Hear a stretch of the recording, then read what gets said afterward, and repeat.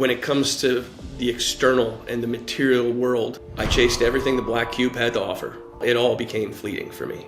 I never had the calm. I had so much rage, so much tension. I went from a person trying to go from conquest and acquisition now to trying to give as much as I possibly can while still honoring and showing up for myself. The transformation that I feel from that is extremely rewarding. Some of what I would like to say is so hard to put into words. It's a feeling more than a hypothetical or a theoretical situation. It's like, no, like I breathe differently. I sleep differently. I eat differently. I take care of my body for not just on what's on the outside, but for the inside, for the health, not to try to be better than someone else, but to try to be the best me I can to then be better for others as well, rather than being better than others. 5, 4, 3, 2, 1. Ladies and gentlemen, welcome back to the Conscious Grounding Podcast with myself, Anthony Manuel, where we're having elevated conversations but kept right down to earth. Today I have the pleasure of being joined by Adrian Veinot. Adrian has over 25 years of experience in the health coaching field, specializing in strength, mindfulness, and postural restoration. He's an expert on mentoring people into higher levels of vitality and alignment. And I don't just mean like postural alignment, but alignment in their beings as well.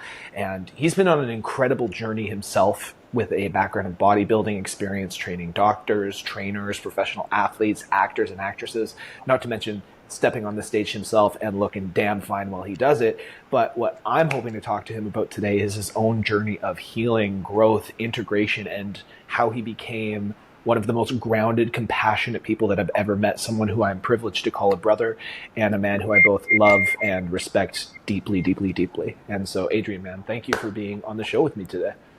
Pleasure and honor. I'm really glad to join you today. I think it'll be fun. Yeah.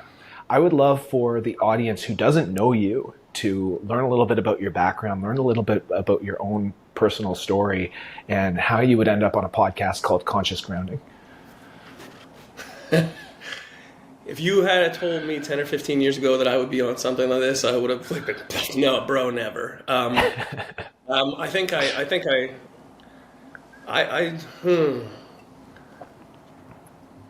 The further down my journey that I go, the less I talk about myself. But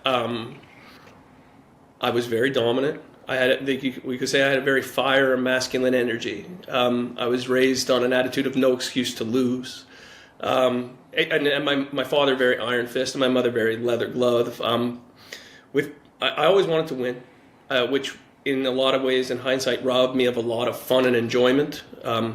Because the enjoyment of winning, even or success, sometimes became immediately fleeting. On to the next one immediately. I was extremely focused in the external, whether it be what I presented or what people might think of me on social media or the partner in my life. Everything was a look, and I always wanted more, and I knew there was more. Like, some people would know, maybe I was that guy that, I was that buff guy, but I also had rocks in my pocket that I never told anybody about. Or I always took interest in mystical things. And I never really expressed it because just the environment that I was in didn't really cultivate it. It wasn't really there, and it wasn't really serving a purpose at that point in time. But I always kind of felt called to certain things. But as I grew older, I went through some really difficult times in relationships where my world had fallen apart multiple times, and I was just like sleeping on the floor, down on my hands and knees. And in hindsight, that humility was something that I needed. It was really good for me. But at the time, it was just absolutely gutting. And it's the classic, the cave you don't want to go in has the treasures you seek kind of thing. And I wouldn't look in that cave. I avoided that cave. I would build an exterior that might have been a fortress that ultimately became a prison, and not just physical, but a prison of my own thoughts, limited beliefs, and not really following my heart. What might resonate with some people is very left brain, extremely left brain, and denying and suppressing the right brain and the heart. And ultimately, after probably 10 years of whether it be bodybuilding or dating beautiful women or partaking in lots of enjoyable but less than like what some people might call sinful things, and lots of recreational habits, I ultimately hit rock bottom and realized that the drugs didn't work. I was not happy. I had no peace, no chance of contentment whatsoever. And I kind of, I don't even, in a way, some things to me happened overnight, but it was an ongoing process that is another way you could see it. But there is a moment where things just kind of click. And my hands unclenched and my jaw unclenched. And I started to enjoy going to sleep, to have dreams. I would walk outside and actually take in the exterior. And I would be more grateful for just my breath. And slowly those things just creeped up on me with work and practice, but ultimately through pain, like lots and lots of pain. And that was the humility that I needed, that I think secretly I craved, because I just had never fallen. This is going to sound really bad, but I didn't lose a lot. And I wasn't really winning either. Can you elaborate more on that? There might be someone out there that may have wanted to date the Barbie. And maybe they didn't really know why. They just thought they had to. Like, I wanted to be He-Man. So, I think I'd want to have that matching set. That didn't do it. That didn't make me happy. In fact, it didn't even make me much better. Maybe brought out some worst in me.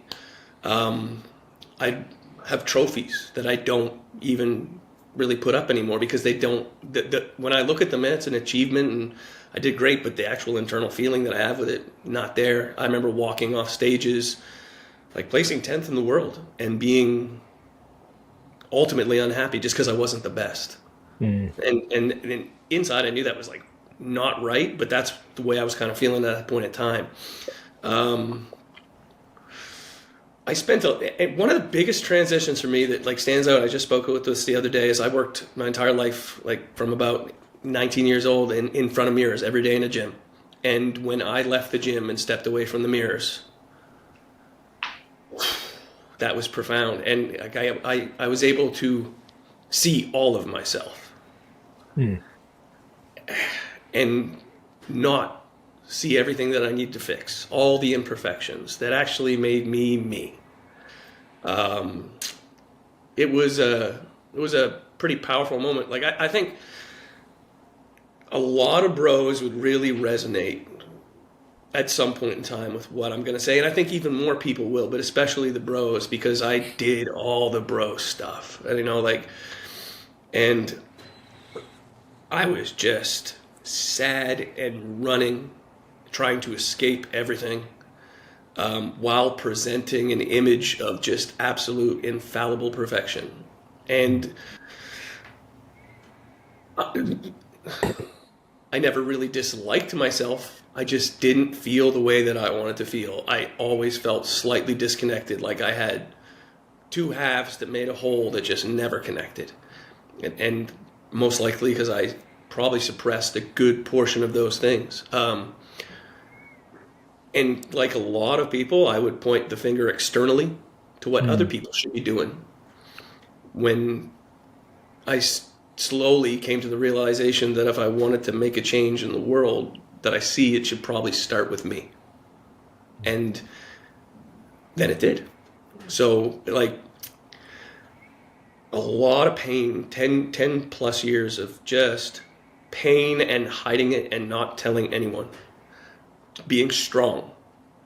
All of those cliche things you would hear, like no one's going to help you, you're a dude, no one cares. All of those cliche things that people say, I've at times fed into it while secretly just even wanting to help myself, but not doing it.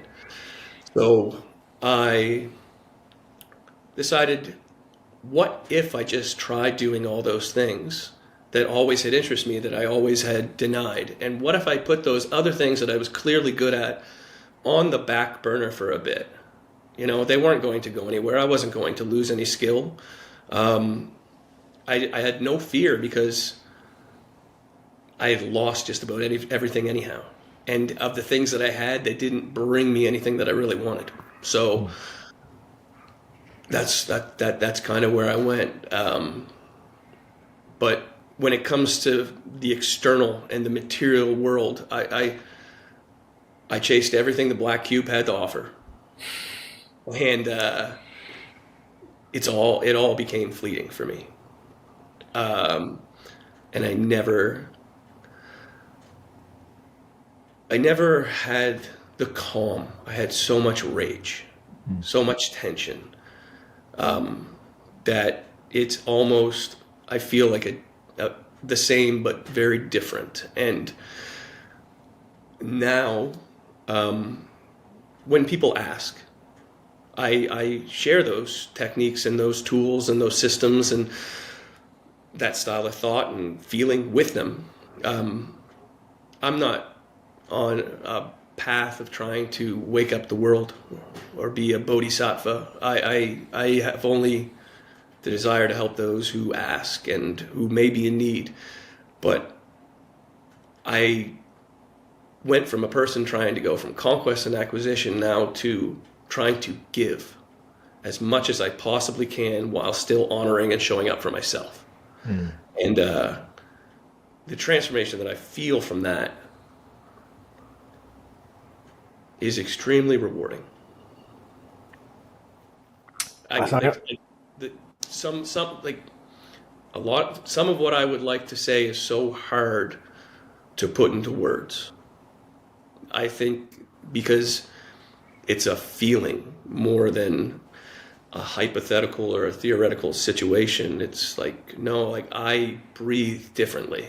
I sleep differently. I eat differently. I take care of my body for not just on what's on the outside, but for the inside, for the health, not to try to be better than someone else, but to try to be the best me I can to then be better for others as well, rather than being better than others. I want to offer some reflections and even a quick story as well, because Adrian and I have been pretty close friends for the last couple of years, for the listeners. But I actually first experienced him well over a decade ago when I was working as a personal trainer at a Canadian gym chain called Good Life. And there was this big sort of group meeting, a company meeting of all the personal trainers that were doing some sort of like training. And Adrian was like one of the top guys. And I remember I was just getting started on my personal training career, and they were all talking like, oh yeah, Adrian's like out here and like you should be like him. And he's got the highest sales, and he's like, and I look over and he's this jacked, juiced dude and like oozing with confidence and like this aura about him.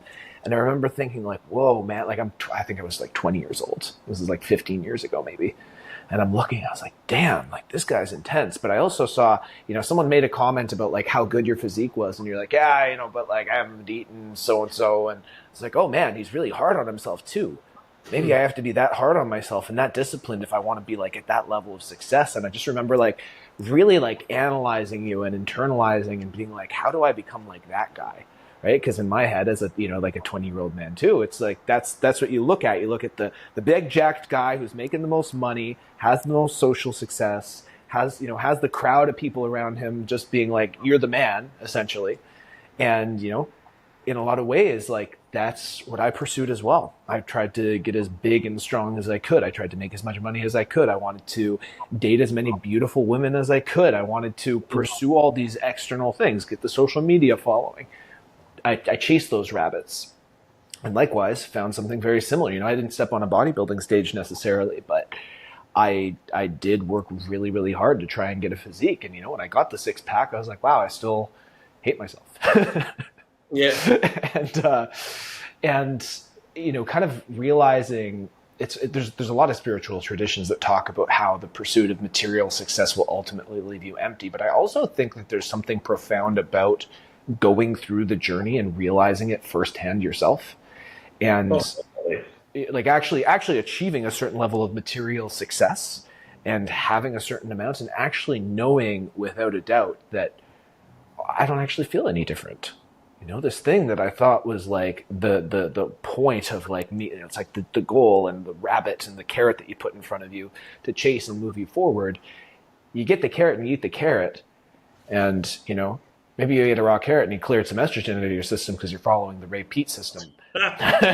But other than that, you don't feel very different after you get that carrot that you've been dangling in front of your face. And so, you know, I know that you were a very successful bodybuilder. You trained celebrity clients. You you dated the beautiful women. You you know, like me, you had a debaucherous period of your life where you were indulging in things that will make for a great memoir one day. And then, you know, likewise, you know, I got a pass too, right? Like we been there, done that kind of thing. But, you know, there was a moment for you that really catalyzed a shift in consciousness, right? That really catalyzed a shift in perspective. And you know, there are things that you said that you were running away from. There was pain that you were feeling that you couldn't confront.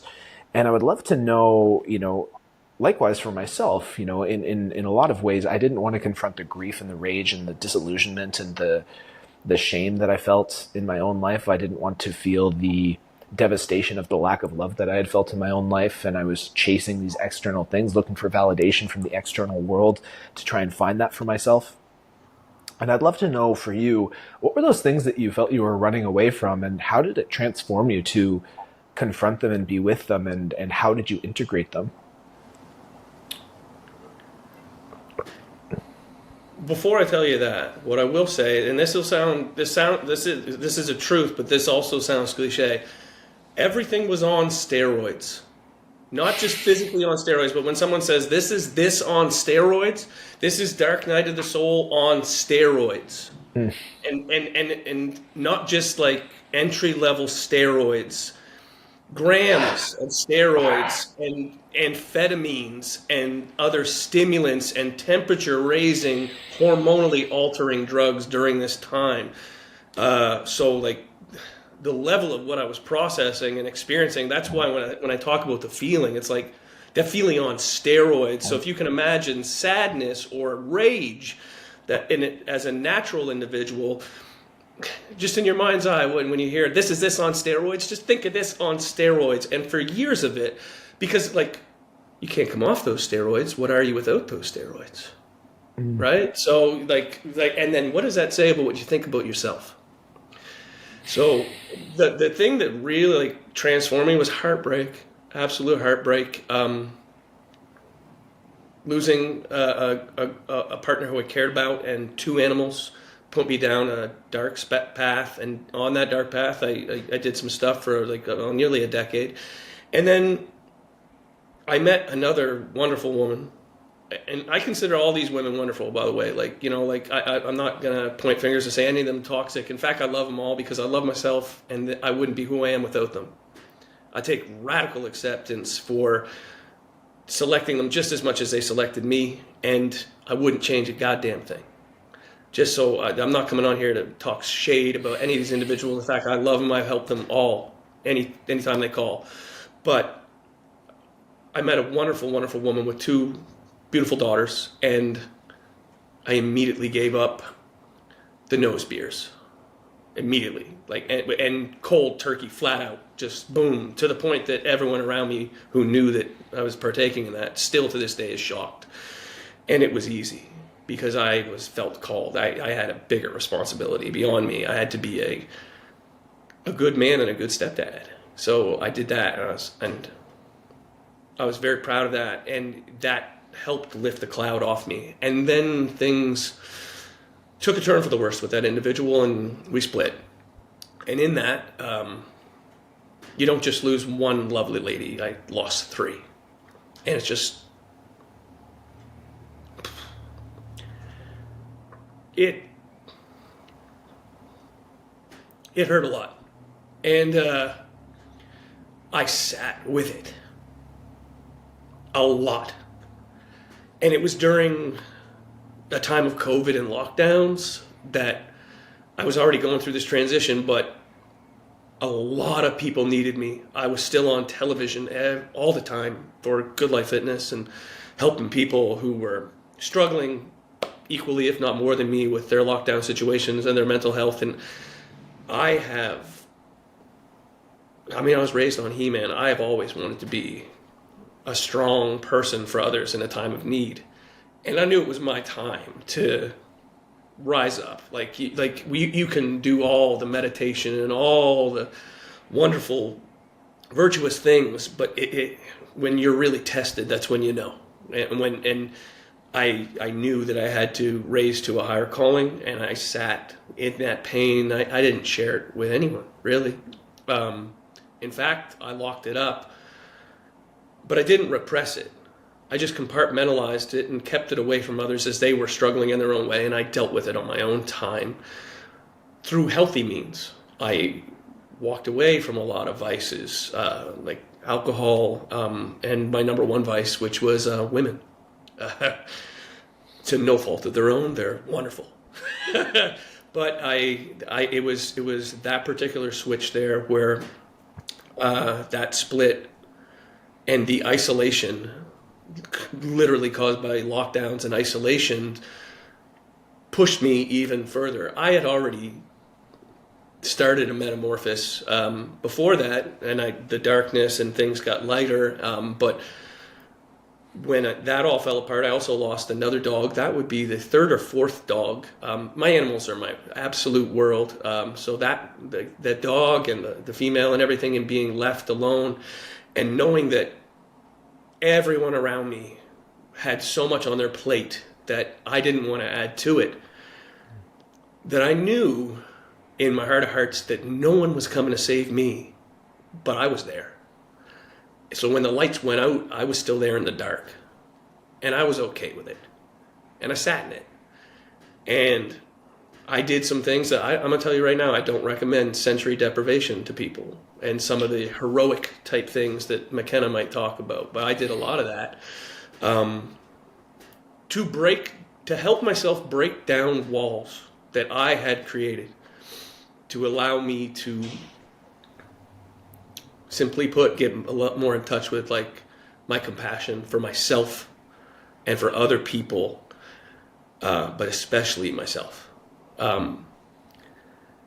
I needed to not only hear, but tell myself that I was sorry. I needed to thank myself. I needed to tell myself I love you, because I wasn't hearing it from anyone. And I wasn't saying it to myself. And I started doing it every day. Some of you maybe listening are familiar with the mantra I'm talking about. I would go and I would start my practice. I would say it every day. And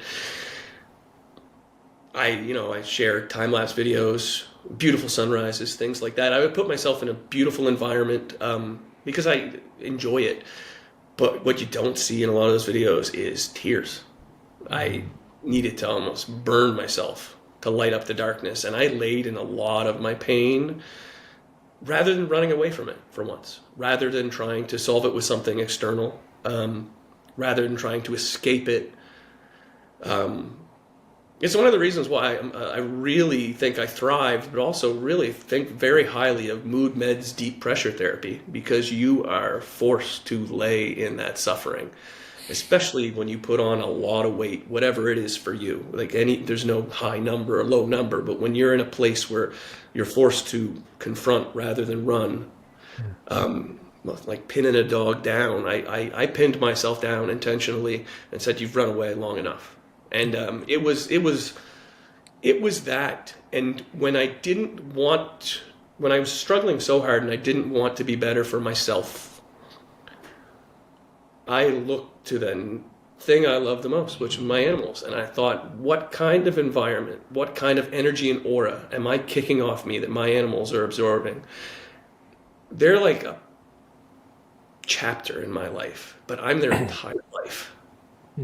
What am I doing? And in that, when I didn't think I was enough, I found something that I believed was enough, And I focused on that, and slowly I became enough in that process. Similar, I could see to someone maybe turning to an idol at a time of need when they're having a hard time acknowledging that they're the one that needs to save themselves.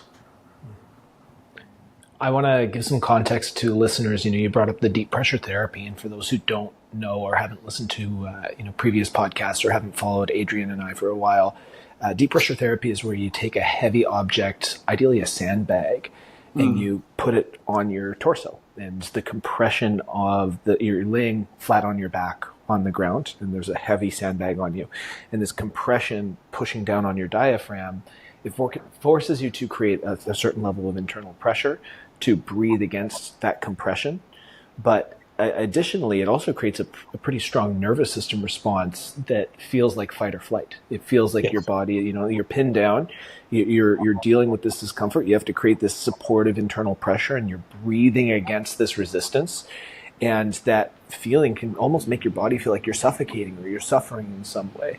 And the longer that you sit with it, the more intense that desire to you start to feel a little bit nervous, or you start to feel a little antsy. And that the practice really, in addition to strengthening the muscles of your diaphragm and strengthening the pressure that you build in your torso, it's also, for me anyway, has been a practice of how can I increase my tolerance for discomfort, and how can I regulate my own nervous system such that when I feel that fight or flight and that desire to bail out of discomfort, how can I sit with it a little bit longer and a little bit longer and a little bit longer? And I mean, you do it for hours sometimes. I'll get to like 25 minutes and be like, damn, I'm a champion. The longest I ever did was like 43 minutes or something with a 120-pound sandbag. But you're under there for quite some time. And I really like this angle of, and some of the other conversations I've had on the show so far, talking about how important it is to be with the full reality of your experience instead of bailing out. I think that often the default, and I mean, you come from a background of different drug use, and I do as well. And there's 1,000,001 opportunities for you to bail out, numb yourself, distract yourself, dissociate from the full reality of what it is that you're feeling in the moment, whether that's social media, whether that is women, whether that is a drug, whether that is food and emotional eating, whether that's intense hard training that you're just constantly inundating yourself with the endorphins and the physical strain as opposed to the emotional strain, something that puts you so deeply in your body that you don't have to feel the emotions or the energy in your body. There's a gazillion ways for you to bail out of your own experience. And it's an interesting thing to get to a point in your life where you are so fucking leveled that you are forced to be with the reality of your own experience. Like, there's no option to bail out anymore. And it's the best thing for you, but it's probably the most terrifying thing you'll have to face. It is. And so in your, and you talked about, you dove into practices like sensory deprivation combined with different psychedelic therapies and having that be a part of your journey. But I think, the thing that those are interesting moments of like peak experiences, and really like they teach you a lot in the moment. But the big shift that I heard that was so different from your life up to that point was just being with your own experience, like not running from your own pain anymore, not creating some external focus, not creating some external validation, not creating some substance-based stimulation, essentially, and really being with what was real for you. I tried, like not for lack of effort in the other things, like I see a lot of the more cliche masculinity pages, and they push the go workout, build yourself up. Maybe they put a filter on that makes it kind of dark, and it's got a motivational thing in the background. And I get it. I totally understand it appeals. But then if most individuals were honest with themselves, are you truly happy when you're going through that process?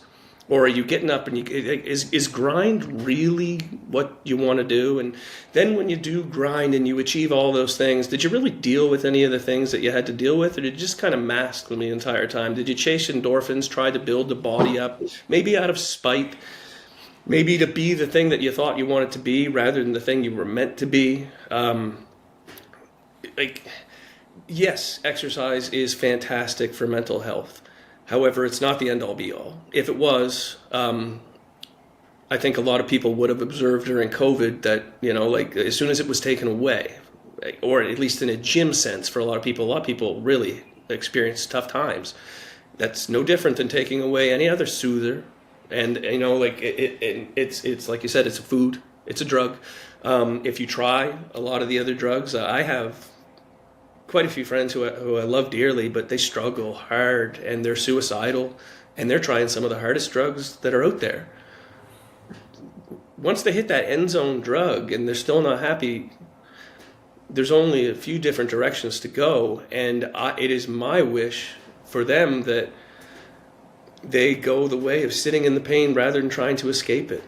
And because on the other side of that pain is that salvation or liberation, not escapism, but it's what they're looking for. But it comes from the confront. And you hear things like confronting your dragon and stuff. Unfortunately, I think because they're oversimplified, they're lost on people. Yeah. And they're said, but they're not embodied. And it's a process. The alchemy that this will take to go through that original calcination, it's hot. And in my experience, there's almost no other way around it. And why would you want to shortcut the transformation, the metamorphosis anyhow? When you could miss out on the gold, like if you want to turn that lead to gold, you probably want to do it as quick as possible, but what might you be missing? And what is the purity of that gold? Purification is going to take time. So I understand, but I deeply understand people who want to escape with drugs. I deeply understand people who want to escape with food or gym or anything else. I hope that a person can look and realize that it's all escapism at the end of the day. And we're given a precious gift. We got a ride. We got 1 quarter in this video game. I don't want to escape that. I don't have a reset button. I don't know. The only thing I know about death, and I've read a lot of different books on it, whether it be the Book of the Dead or different things. And the one thing that I know for sure is that people that love me miss me when I'm gone. So why not live the best you can right now? If not for you, for them. And then in that process, you'll start doing it for yourself. But we don't know. We really don't know. But that I do know. People who love me will miss me. That, you can anchor to that. That all you need is a tiny life preserver sometimes to pull you back up, to get you to start kicking your feet and fighting back. All you need is a tiny one. If you had told me 10, 15 years ago that I would come on a podcast and talk like this and allow people to see me welt up in tear, I would have told you, fuck you, bro, never. And most people who probably saw me originally come on here with a chain probably might even be shocked. But this is the authentic me, and it's what I wish for people. We don't know. So you can subscribe to any train of thought out there that gives you peace. But what was it? Even in Kung Fu Panda, the present is a gift. Come on. And that's where I want to live. And another, like if you do want to try to hack it, a bit of a cheat code is like the service of others. And then another cheat code in that is one of those others is you. Yeah, that's a big piece, right? I think I find that when I've been at my lowest, and I've struggled with self-worth and self-love a lot in my life, and at some of my deepest mental health crises where I thought I wasn't going to make it through, the only impetus that I really had was knowing how much my suffering was affecting other people, and knowing how much that if I succumbed to my suffering entirely, that was a karma and an energy that I was inflicting onto others as well. It wasn't just me that was suffering. I was spreading suffering, and I couldn't deal with that. And that, when in the moments where I didn't have the energy or the drive to do it for myself, because I didn't love myself enough to think that I deserved it, I would put the work in to heal for others so that I wasn't hurting others through my suffering. I've been a personal trainer and a coach for 25 years. Well, I just didn't know that for most of the career. And I'll also say, though, that it can't stop there. You can't perpetually live your life. And this was the important thing, where it's like, you are someone as well. You're a person as well, is that eventually you have to get to a point where you are doing it for yourself, because that's codependency if you're not. That's you, right. Being okay for other people to be okay so that you can be okay. It's this weird perpetual loop that keeps you trapped. And that was actually something, I was in a loop where I would not be okay, and I would realize my not being okay was affecting other people, and I would put myself together enough, again, usually with external things, with personal development things and mindset shifts, and I would try to keep it all together for other people, and that would work for a while, but then I would not be okay again because I wasn't doing the work for myself to be okay for myself. I wasn't doing this sort of core perspective of like, I'm also deserving of like this work. Like I also deserve to heal because like I deserve to heal because I love myself enough to do this work for myself. And, even recently, it's like a lot of the healing that I've kind of gone through was catalyzed by heartbreak that I wish I had done for a partner that I separated from. And then after I lost, the business and the social media following and the relationship and all the other things, all I had left was like just myself. And it was like, I think I have to do this for me now. If the ego breaks, or however you want to look at it, like you might realize there's like, people might come to the conclusion that there's nothing left. And it's, well, no, it's not that there's nothing left. It's just it's forgotten potentially, or lesser explored territory. That's all. It's not that there's nothing there. Like, people... And the ego, it serves you in a lot of places. Like you just can't let it necessarily be your master or shut other things out. But yeah, like the fall is, it's an arc. I mean, Joseph Campbell, hero journey, and it has to be lived, and it's. I remember I've had conversations with friends about this, but sometimes they're telling me their absolute hardships, and inside I'm almost feeling good for them because I know where it's going to lead, because I believe enough in their strength to transmute it. I don't share that with them. I'm not smiling as they're crying their eyes out, but it's like this is probably the medicine that you needed, and I believe that you have the flame inside you to transmute that into the reality you want to live. Almost like a veil has been lifted, but it was a painful way to lift that veil. Very bright, like almost like stepping out of the cave, right? You step out of that cave and all you've been staring at is shadows. Well, the sun is going to be really, really bright, but after a while you'll adjust to it and it won't be painful anymore. It'll be beautiful and glorious and whole. Yeah, I think there's it's interesting too. I like this analogy of eyes adjusting. Because if you've been living out in the world and you've been kind of more ego-led and you're focused more on the externalities, and all of a sudden you have to start confronting some of the shit that's been haunting you your whole life. You have to sit with some of your grief. You have to, go into the shadowy corners of your unconscious and finally deal with your shit. It can be terrifying because it can get really, really, really dark. And you want to bring a little flashlight with you, or you want to bring... you want to bring something with you into the darkness to keep it a little bit brighter, but you have to go to where it's dark. You have to go to and the analogy that I really like is your eyes will adjust to the dark. Like if you turn, if you wake up in the middle of the night and you have to go pee and you open your eyes and, your eyes are a little more adjusted to the dark, you can make your way to the bathroom because you can see in the dark pretty well. You've been in the dark for a while. Likewise, if you've been inside the whole time and you step out into the sun, you're like, oh, damn, but your eyes will adjust to the light as well. And no matter if it's like in the pitch black of your own dark night of the soul, or, right now I'm actually having moments where like my life has gotten so good recently, like so good. And the contrast between how much suffering I felt in the last 4 months from like all the heartbreak and the pain and the challenges and how much shit came up for me and all the like, like really like in the muck of it all, it's been jarring. Like there's parts of me that are like, don't let it get this good, man. Like there's no way that you can let it get this good. There's no way you can be this connected to people. There's no way you can be this inspired. There's no way you can be this happy. This is danger zone, right? It's like almost like stepping out into the sun. I'm like, I'm afraid that I'm gonna get burned to a crisp if I let it get too bright. But yeah, exactly, right. It's a cautionary tale, and I think there is something to like the pendulum swing, right? Like it was like deep pain, and like I don't want to get ecstatic. I don't want to let the pendulum swing to a point where it's like this excessive euphoria constantly all the time.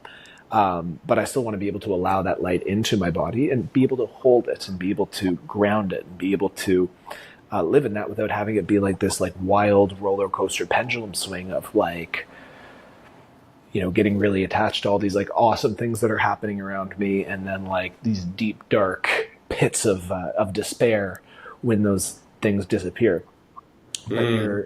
So I think the ability to be with, and it's interesting because you have to have the capacity to be like, you build capacity to hold what's good in your life when you have cultivated the capacity to be with what's hard and what's difficult to be with in your life, I think. And there's something about, one of the things of like, that anxiety around, wow, life is really, really good right now. It's almost scary. It's like, well, what if you lose it? It's like, well, if I lose it all, I've just proven to myself that I can sit with grief. I can sit with loss. I can sit with, things being hard. I can do hard things. I can trust myself now. And it's like there's this permission that I gain where there's less fear around letting it be really, really good and then losing it all of a sudden. And seeing that like, oh, this is like being in the present moment and allowing things like there is a level of transience to experience. There's transience of, one of the things that you said about going deep into your own darkness and your own pain is what's on the other side of it. And I think a lot of the reasons that people go into patterns of escapism and dissociation and numbing and whatever else it happens to be, like the reason that they're so afraid of like going in is because they don't realize that they'll come out the other side. And there are all of these cliche axioms like, if you're going through hell, keep going. The only way out is through. One of the other conversations we were laughing, like the classic Instagram post is the Carl Jung quote that branches of a tree can only reach up to heaven as deeply as the roots have gone down to hell. And people are like, yeah, that's great. And they agree with it, but they don't realize what that actually takes. And people are just afraid that like, and I know I was too, like one of the reasons that I avoided inner work for so long and actually like confronting my own pain was that I thought that would just become my life. And that would become the whole of me. And that somehow if I sat with my pain, then I was allowing myself to be a victim. I was allowing myself, I was doing something wrong and I was indulging in negative emotions, and I was wrong for feeling the full range of my emotional experience. And that's been a really big paradigm shift for me. And, I can tell you, it's like, man, the last 5 months of my life have been some of the hardest. And some of the most painful, and some of the most tearful, and some of the most harrowingly confronting, ouchy bullshit. And I've never felt more light, more free, more aligned, or more sure of who I am. So even when it feels consuming, you almost need to be consumed in a way by these parts of yourself that you haven't allowed to exist, that you've suppressed, that you've repressed, that are begging to be recognized and acknowledged and integrated. What's if it persists, there's another simplified one, right? And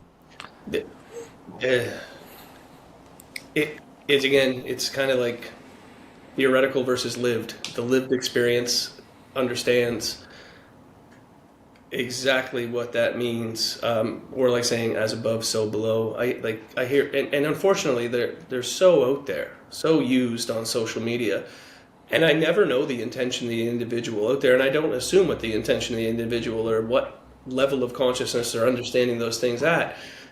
Sometimes because we just see them a lot, we take those powerful statements for granted. Like, know thyself comes into mind, but so simple, but most things that are very simple aren't always easy to understand, to comprehend, to live experience, to practice, to implement. And that's kind of where I feel sometimes those things are lost. Even now, in the way that the wording and the tone that we're speaking to some is woo-woo. Those individuals are not going to like that. I'm going to tell you that they should probably confront why they think that is what it is and why they want to just immediately bypass something off. I think they probably have some work to do. But if it would be easier, I could try to use a different style of wording and just keep it very scientific in the realm that they understand and respect. And I was in a very sympathetic state for a very long period of time. My hands were clenched. I was always tense. My jaw was locked up. TMJ issues. When my dog passed away, I was clenching so hard at night that I split my teeth. And then I learned how to regulate my nervous system through breath work and mindfulness and move into a parasympathetic state, and completely that allowed me to unclench my hands. And I could use that terminology. I'm speaking, or maybe I could talk about it from, I was operating from my lower chakras. And then I finally was able to raise that energy and operate from my heart. And then as I became able to operate more from my heart, I was able to open the third eye and observe differently. I didn't have to change locations. I was able to change the eyes that saw. There's a million different ways that it could be said. So many different maps, right? Yeah. Sometimes I think people will get lost in that dogmatic style of thinking when it's pull back and ask, what does it mean? Question everything. To the point of almost divine madness. But again, on the other side. And it should always be cautionary, but not just what are you going to gain, what are you going to lose? And how's that working for you right now, bud? That's what I would say. That's what I say to a lot of people. And Just lock in, bro. yeah, just lock in. I had a client the other day that go, Adrian, sometimes do you feel like God? And I was like, woo, what do you mean by that? And I was like, I can't even comprehend God, let alone to know what God feels. But like, what do you mean by that? And they were like, well, it seems like people only come to you when they need something, when they're on their hands and knees. And I was just like, she's like, doesn't that hurt? And I was like, no. I was like, that's an honor. I was like, that's what I want it to be. Would have been the person I needed. So what greater way to change the world than to be that? Like, if the more vulnerable I can make myself, the more people will probably open up to me. I am fully aware visually what I present to a lot of people. I met a woman yesterday at a hair salon who, in the beginning, she's started to talk to me, and she'd been introduced to a client, and as I sat down to get my hair cut, she started Googling me. So then she had it, and she saw me, and I had chain on, and I just finished exercising, so I was pretty pumped up, and I was still, but by the end of it, she was teared up and hugging me, and I was nothing that she thought I was. That same thing applies to some of that woo-woo that people are running away from. It's like, just look deeper, look beneath the surface. I said on Instagram the other day that we're like islands in an ocean, separated on the surface, but all connected in the deep. I got so many messages from people that had never heard it worded that way, and that's not my. I've read that quote somewhere along the way. It just came out, but that resonated. That caught with some people. So, like, when I say question everything, always be searching. But as you're searching, it's inside you.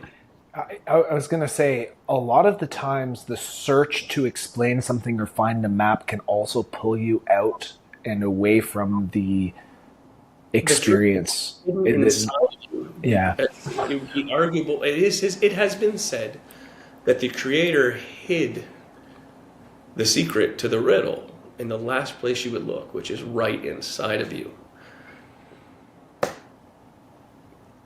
Kind of like when you hear "be still and know." I am all for manifestations. I am all for all the different styles of Joe Dispenza meditation. I think they're all great. Please, by all means, pursue them. But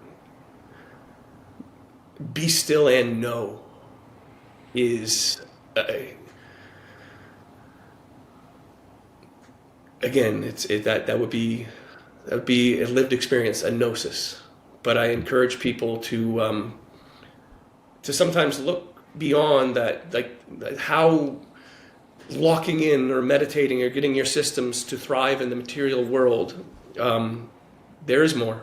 There's only so much of the color spectrum we can see. There's only so much we can hear. And in the stillness, in the sound of silence, a great remembering can occur. There's going to be a handful of people who hear that and they'll know, they'll recognize what you're saying. And there's going to be a lot of people who don't, and that's really, really okay. And we're covering a lot of broad spectrum. I always think of this idea that when you read a book or you hear a quote or you see something, you're not actually discerning the essence and the meaning of that quote necessarily. What you're offered in that moment is a mirror to show you what your current level of consciousness is. Right. And I remember thinking of this and recognizing this where I used to study the Yoga Sutras quite a bit, which is the text that if anyone goes through a yoga teacher training with the Yoga Alliance certification, you have to read the Yoga Sutras of Patanjali. And it's the core text of Ashtanga Yoga. And I studied the hell out of this thing. And I created all these like complex philosophical frameworks around conventional yoga and contrasted it against Buddhist philosophies and Vedanta and like all of these traditional texts. And I thought I understood it. I was like, I had all the logical frameworks for understanding this philosophical text. And I read it like multiple times a year and I kept studying it and I could, I knew it inside and out. And then years later, after dropping yoga practice and dropping my philosophical attachments to it, I was meditating one day and I had a mystical experience. I experienced a mystical state of consciousness, and it was very, I would say, overwhelming because I'd been spending years of my life in deep spiritual practice trying to attain this state, and it happened quite literally by accident. I had a thought that led to like a moment where my ego collapsed and I had this mystical state of non-dual consciousness. Right? And that's the only way that I'm not going to even attempt to describe it. Right? I'm not going to. Sorry. Yeah. But after that moment, after that gnosis, right? I love that word, gnosis, that embodied sense of knowingness. I went back and I read the Yoga Sutras, and it was like, oh, I never understood it at all. Bing. I never got it. And the only way for it to actually make sense, ironically, is for me to have read it after experiencing the state of consciousness that it's trying to describe how you get to. And I've had similar experiences with reading the Bible, or even there are different levels that you can read the Bible. You can read it literally. Or again, you can have these mystical states of consciousness and these different experiences that drive you super deep into not only your own lived experience, but that be still and know moment. When you have that gnosis, you have that knowing, you can read basically the spiritual coding of the universe in the lines of the Bible, and there's multiple ways that you can read and interpret the Bible that will reflect the current level of consciousness that you're at. And that's true of, non-religious texts as well. That's true. I remember listening to personal development seminars on YouTube and getting something completely different, listening to them 3 years apart. And it's really based on where are you at currently? And a lot of the times these lessons or these teachings or these things, sometimes a person will offer you the exact insight or the exact wisdom that you need to hear in order for you to break through.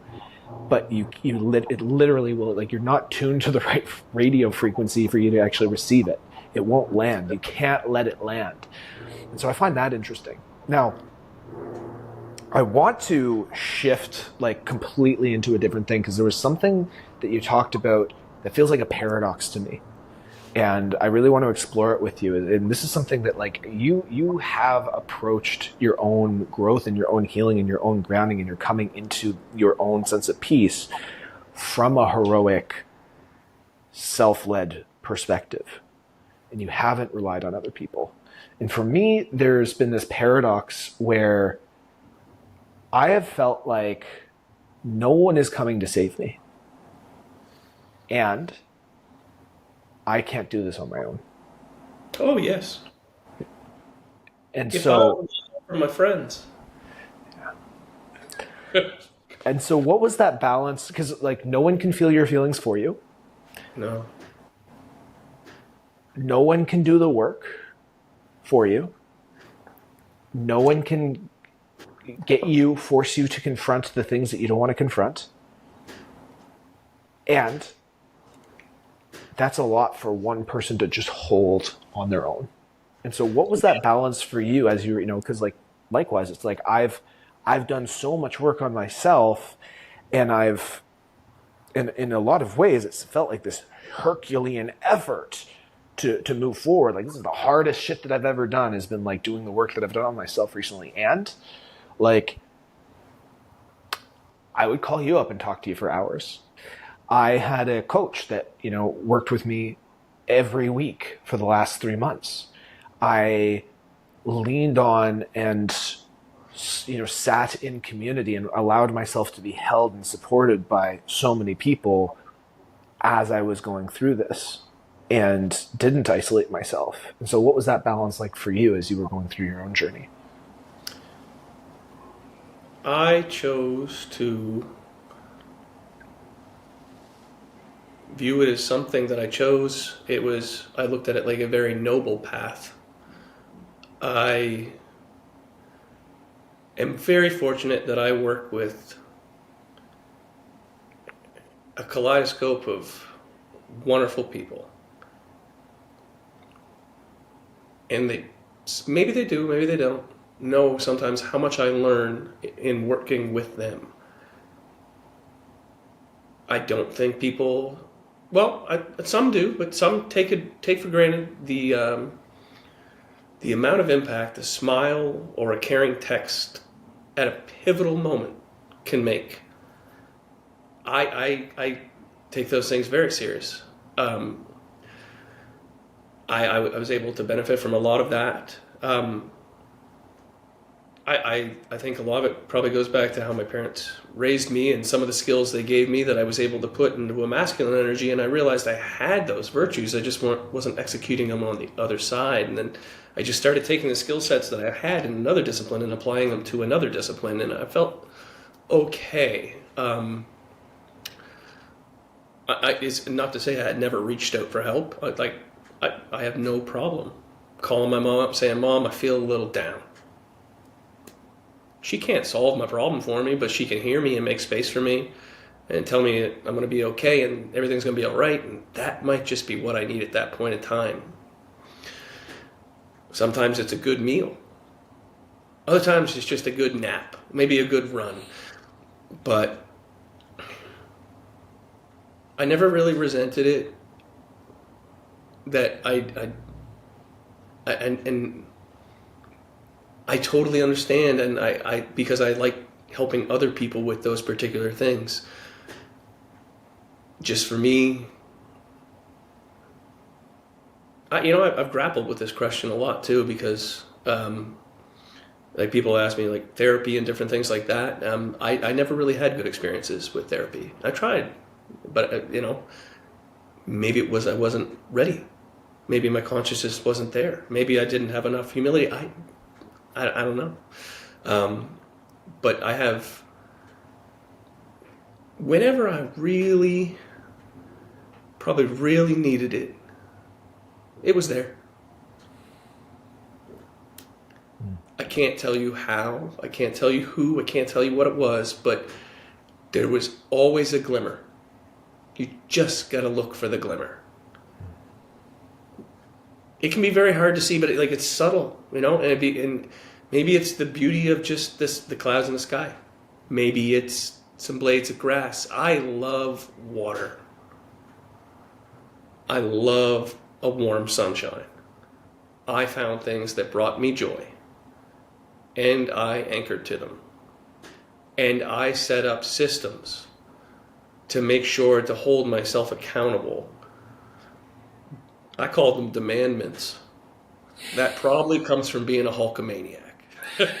Yeah, the demandments, the saying your prayers, taking your vitamin. But I set certain demandments for myself. Some people call them tenets. I set certain things for myself to make sure that when I was up, if I did happen to struggle, I had systems that I could rely on. I had friends that I could ask, books that I could read. Kriya Yoga.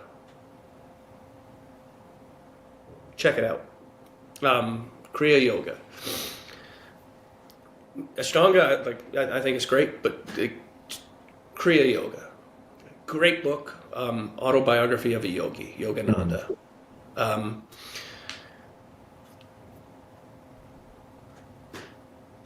The person that I needed to listen to in most cases was me. So it wasn't necessarily like, here's another good one, conversations with ChatGPT. If you're afraid to go talk to someone, have a conversation with ChatGPT. You're really just having a conversation with yourself, because whatever's coming across the screen, you might still question or whatever, but sometimes maybe you just need to have a conversation. You're not crazy to have a conversation with yourself.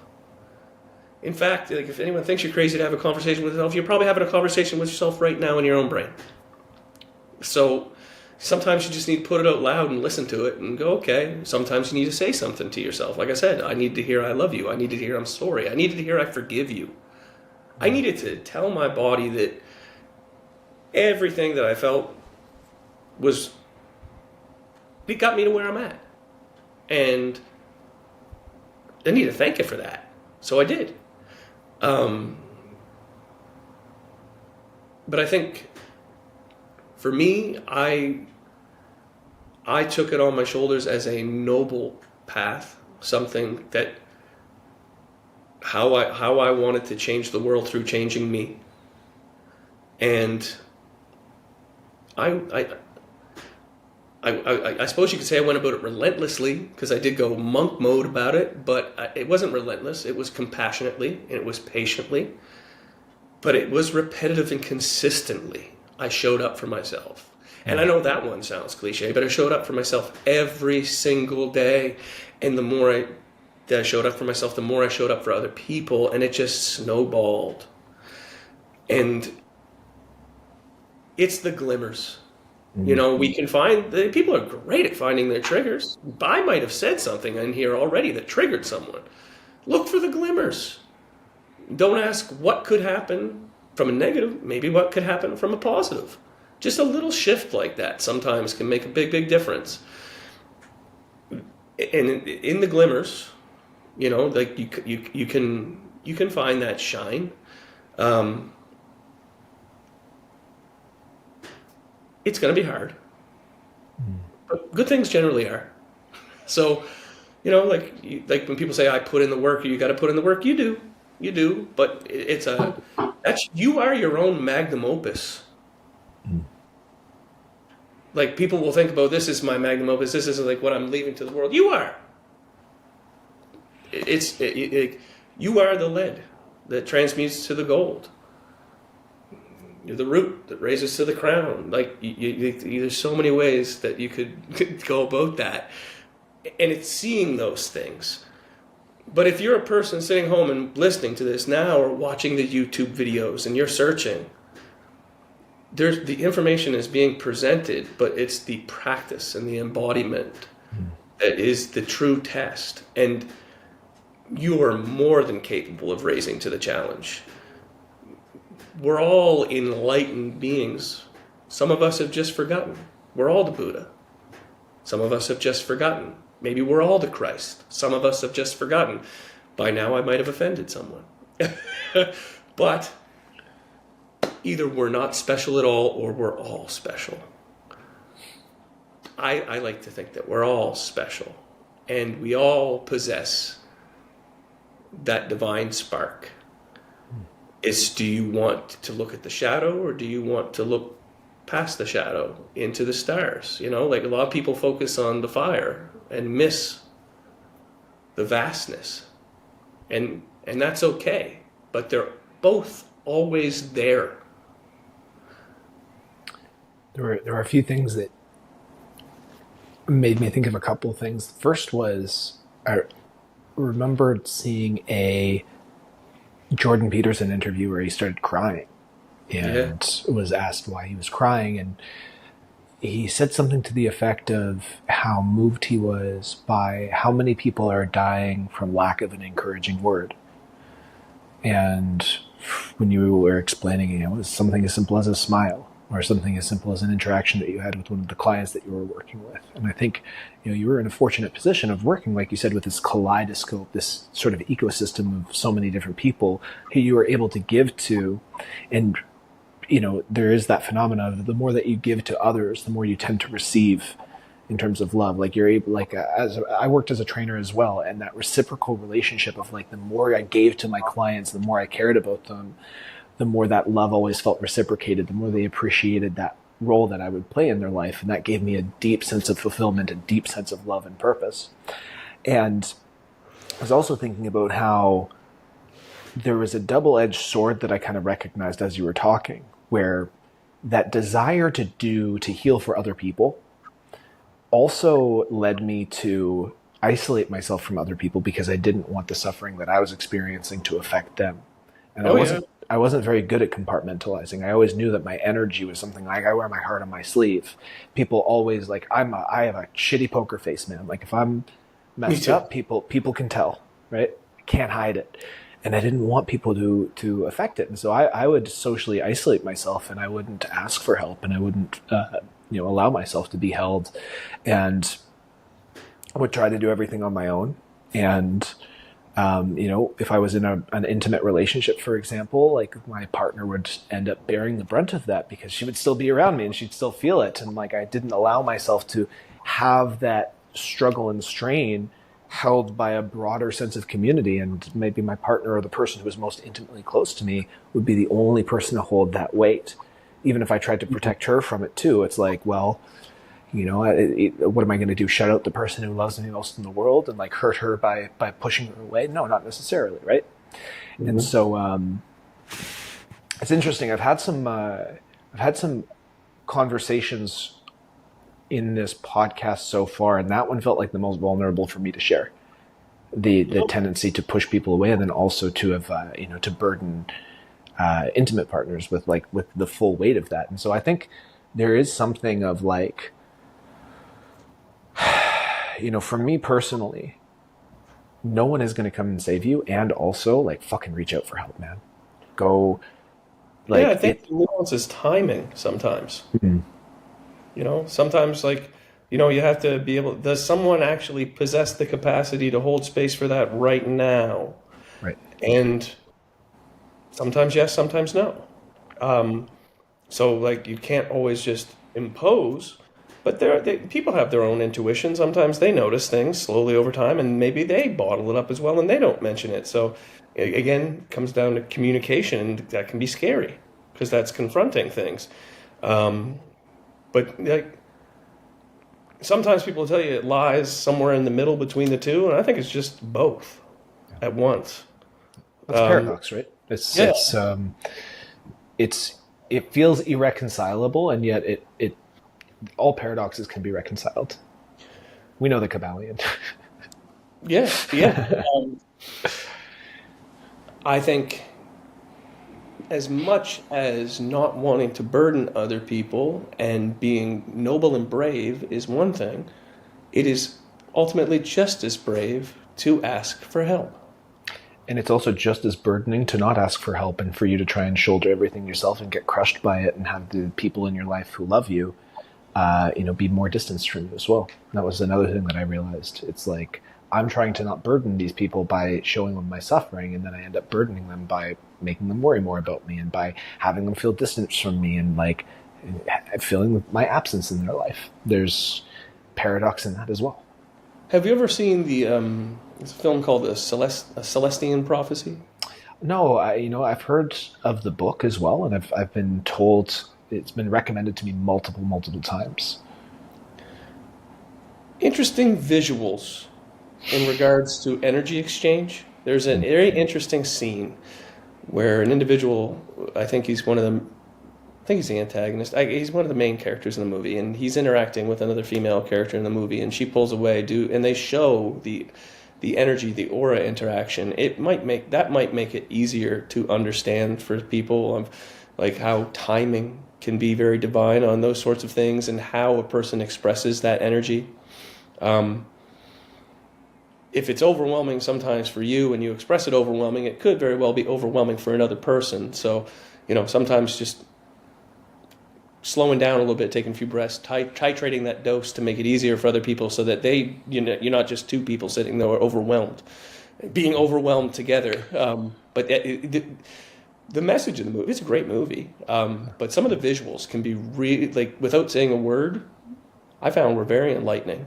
And I mean, who is it that says Manly P. Hall, when humanity can learn the language of symbols, a great veil will be lifted, I think is the quote. I'm paraphrasing it probably, but the symbolism and what you see in that movie, it can be powerful. It's definitely worth a watch. Is it perfect? I don't know, but it might open someone's eyes to something differently, especially when you see some of the visuals of the energy exchange. And I think it's only like maybe 10 minutes of the movie that has that. But watch the whole movie, check it out.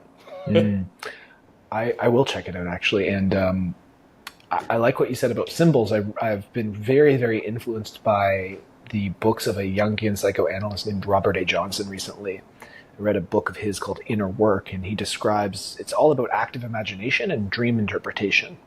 And one of the main premises is that symbology is how the unconscious mind communicates with the conscious mind. It doesn't speak in language. It doesn't speak in, the ways that we would normally communicate consciously, but through the symbology of our dreams and through the archetypes that we're shown in our dreams and our imagination. Like, you can have daydreams, for example, and you're imagining all of a sudden, your He-Man, for example, is an example of how your unconscious mind might communicate to you as like through archetypal form. And that's been really, really fascinating with me. He's written other books as well about personal psychology, and like myth interpretation is kind of looked at through the same lens there, where through mythology and interpreting myths as different aspects of your own psyche and seeing all the different archetypes as reflections of parts of yourself, you can really have these levels of like communication with your unconscious. And I think it's really, really powerful. And so watching movies, for example, and understanding the symbology behind it and interpreting it from the perspective of seeing reflections of your own psyche in this symbology is a really cool way to get to know yourself. And I think it's really profound. I love going back and watching movies that had a profound effect on me as a child, especially emotional effect that I never understood. Going back and looking at the esoteric symbolism in something like The Never-Ending Story was fantastic. That one really pops out. The Labyrinth's pretty cool too, but The Never-Ending Story, that movie, when Atreyu lost his horse in the bog there, I was just like many people, gutted. But understanding what the nothing is and what the whole story, like the gates, the quote by Igiwok where he says, when most men have to confront their true selves, they run away screaming. I never caught any of that stuff. And similar to going back and visiting, whether it be religious texts or books, when you have the level of consciousness to get it, everything just kind of clicks. And then you realize, whoa, there's a whole nother level to that sort of thing. So like, I encourage anyone to go back. The Never-Ending Story is a fantastic watch. And there's many more, not as much recently, but in the past, there's some really powerful stories out there and myths, or trying to, like, people will sometimes snicker at people tarot cards. I'm not particularly a huge tarot individual, but it's worth looking into. But it's the same idea of interpreting symbology and allowing your unconscious mind to kind of like whatever comes up for you. It's in psychology, they have that Rorschach block where it's just like these ink blots. Like, what do you see in it? It's your unconscious kind of. That was the whole idea, is like communicating on that unconscious level. You draw the death card. Some person's like, oh my God, like my life is ending. Another person would be like, oh wow, like I'm experiencing this rebirth, right? And it's gonna. I think a person's reaction to symbology is really, really telling. Like having that meta awareness of what your instinctual response to something is. And then interpreting your interpretation is also very, very fascinating. Now, we're getting close to the end of our conversation, and my intention around conscious grounding is we had a lot of conversations about consciousness. We had a lot of discussions about some of the higher level stuff, the stories, some of the processes, and the grounding part of conscious grounding for me is leaving the listeners with something practical that they can bring into their life, and bringing some experiential nature to what it is that we're talking about. And we talked about a lot of different things. We talked about being with the full range of your own experience. We talked about evading escapism. We talked about balancing the heroic, noble path of confronting your own stuff with also allowing yourself to be held and received by community and being supported in those ways. We talked about looking for the glimmers as opposed to the triggers. And I wanted to, if anyone missed that delineation, where it's like a trigger is something that, awakens this this angsty part of yourself, whereas a glimmer awakens this awe and wonder and gratitude, right? I think, and if you train your reticular activating system, your selective focus to look for glimmers, then it's pretty nice actually. So in our conversation, we talked about a lot. And if there was anything in particular that really stood out to you as resonant and especially important, what was that? And is there a practice that a person could introduce into their own life, or a practice that you particularly do every day that's been most impactful for you on your own journey? What's something that you would like to leave listeners with that they can do? A lot of times when I will suggest mindfulness exercises or breath work or meditation, call them whatever you want, people will be like, yeah, but that doesn't work or anything like that. And then, if I was to suggest lorazepam, Ativan, Xanax, whatever it is, and they don't really work all that well either, do they? I mean, you kind of disassociate. Maybe you are able to fall asleep. They're able to give you some relief, but and then the drug wears off and it is what it is. But they're not perfect. Neither is meditation, neither is breath work, any of those things. But when you do them consistently, bit by bit, brick by brick, things kind of add up. I think it depends where a person is in their journey. And that's why, when I advise people on these sorts of things, sometimes it's maybe taking care of their gut health so that their brain can function. Maybe they want to look at cleaning up their nutrition. Generally speaking, I try to encourage people to go for what they consider to be low-hanging fruit and easily accessible, where they're going to experience success, so we can bank a few wins before taking on the easier quests. We do that in video games. You might earn a bunch of coins or points in one level before you go take on the big baddie.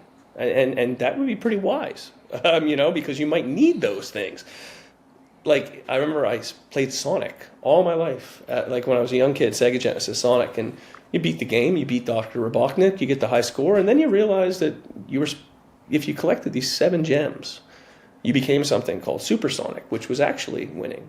And that wasn't at all about it was about acquisitions of the gems, but the gems were symbolic of the chakras, and, it was an ascension quest, realistically, not an acquisition quest. And neither one was right or wrong. They both had their place. One of them was about ascending to the next level, and the other one was about the acquisition while still in the game. I think that if a person was to find small little wins they could do for themselves, whether it be and going for a walk, I'm always recommending going for a walk if it's provided it's safe. But look at the environment that you have to heal in. Should you want to heal or grow, and what can you do in that environment? What little simple things can you do? How can you maybe clean your room? How can you clean your room? Like Jordan Peterson would say, and they get your stuff in order. If that's overwhelming, just pick one corner of the room. It doesn't have to be better than other people. It just has to be a little bit more. But I really am a big proponent of breath work, and I encourage people immensely to consider the stillness and the silence, to allow for remembering. And like you said earlier, to some people it's going to resonate, and to other people it's going to be very far away.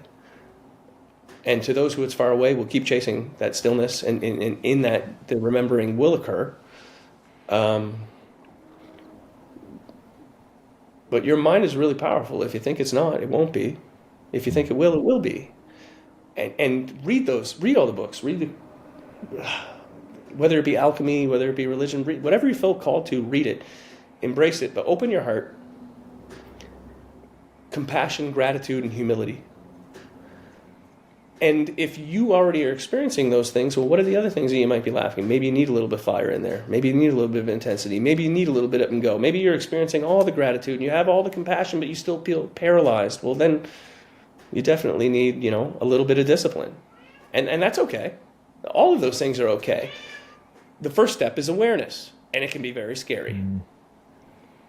And that's why, I said earlier, it's the cave you don't want to go in is, like another great one to watch is watch the scene where Aladdin, in the old Aladdin, goes into the cave to get the lamp, and the monkey. Think of what the monkey represents. When you talked about movies that like had an effect on you as a kid, the first one that came to my mind was Aladdin, actually. That particular scene is profound because he climbs a staircase. There might even be 33 stairs on it. I don't know. But he climbs that staircase, and there's a light at the top, and that's where the lamp sits. And when the lamp is touch nothing but the lamp. There's something said there, rather than falling for the gems. And you got to be brave, but you are brave. You don't have to be. You already are. All of these things, you don't have to be them. You already are. You just have to remember. And I understand how crazy that probably makes me sound to some people, and I'm okay with that.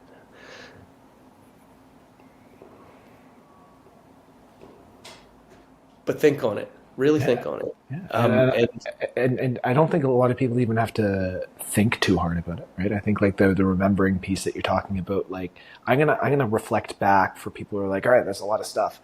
If you don't know where to begin, like set a 5-minute timer and breathe and pay attention to your breath and notice that if your mind is going, a lot of people will say, meditation doesn't work, for example, is the argument where it's like, my mind is too busy for meditation. I think too much. It's like, that's kind of the point. That's the point is that like you will notice the quality of your mind as you start to meditate.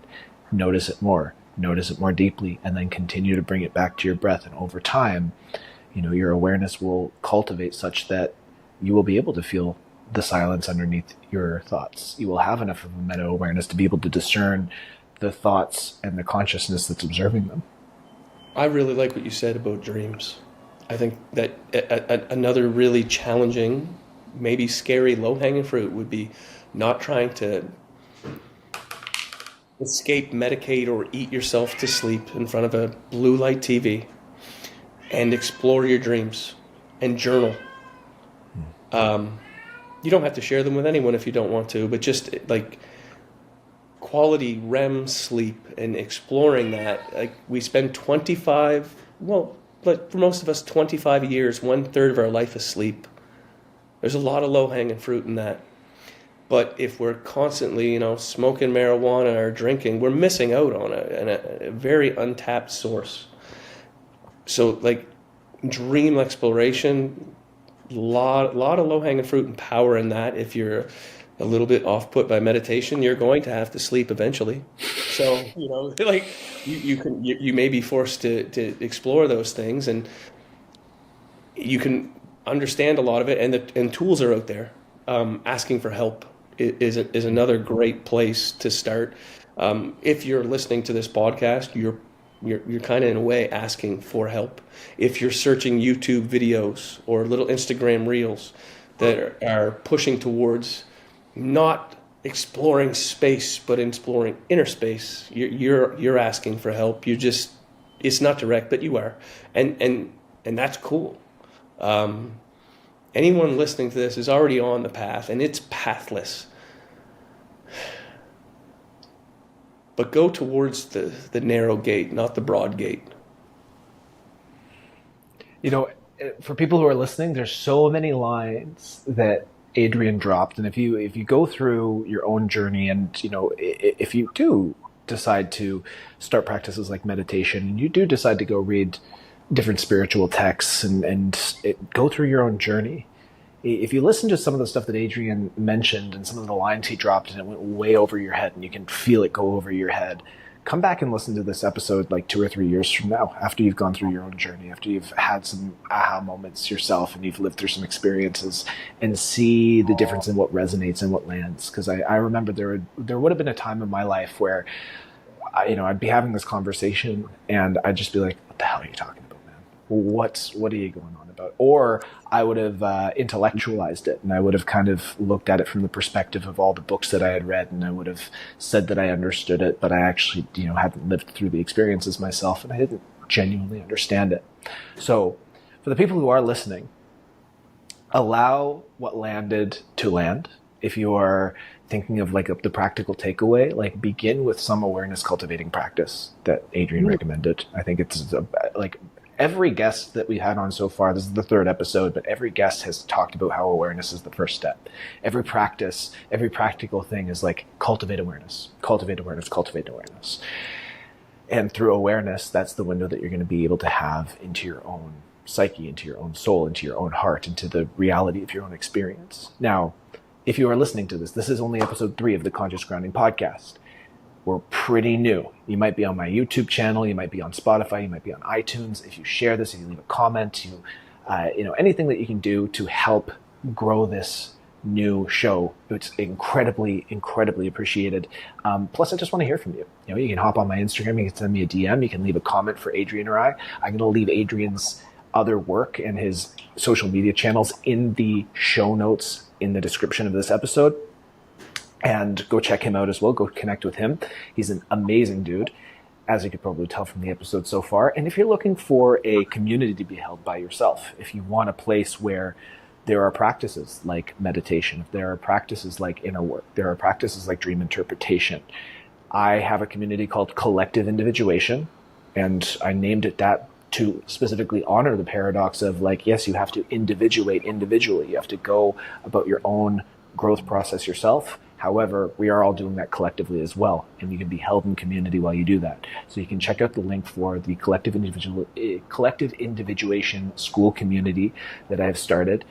There's some excellent resources there for you to start your own inner work, and a community of people who are doing the same for you to be held by and seen by and witnessed by and support you in that. So you can go check that out if you'd like. And other than that, thank you for listening to the Conscious Grounding podcast. And Adrian, thanks for having these conversations. Thank you for going to the places. Thank you for sharing vulnerably and for opening yourself up and for expounding on your wisdom, for dropping little nuggets, both the obvious gems, and then there's a lot of seeds that I think you're going to have planted for a lot of people that are going to sprout in further times. Even if people don't recognize it yet, there are things that you said where I remember I remember when I first heard that and it didn't sprout till years later. May I leave you with one more? Please. I was one of those individuals who intellectualized everything at first. And I came across a line that I tried to intellectualize, and I'm sure I'm going to say it, and a lot of people will try to intellectualize it, because it's a left brain style of thinking. And then I read this line by this individual, legendary individual: cast your net to the right if you want to catch fish. If you're one of those individuals who is intellectualizing something, right brain, right hand of God, you may not get what I'm throwing down right now, but when you open up that right hemisphere, you will. And if you don't want to take it from me, the individual that I'm paraphrasing, in my mind, probably the greatest to ever walk the face of the earth. It could be an argument. Why argue about the greats? Some of you know who I'm speaking. But yeah, right brain, the creative heart, operate from the heart, feeling, thought, and feeling. If you find you're trying to intellectualize everything, listen to your heart when it's calling for you, free your mind, and the rest will follow. That's Celine Dion and En Vogue and a little bit of Jesus Christ. Ladies and gentlemen, that is Conscious Grounding right there. Adrian, dude, thank you for this episode. This was amazing. We'll catch you on the next round of Conscious Grounding. See you later, guys.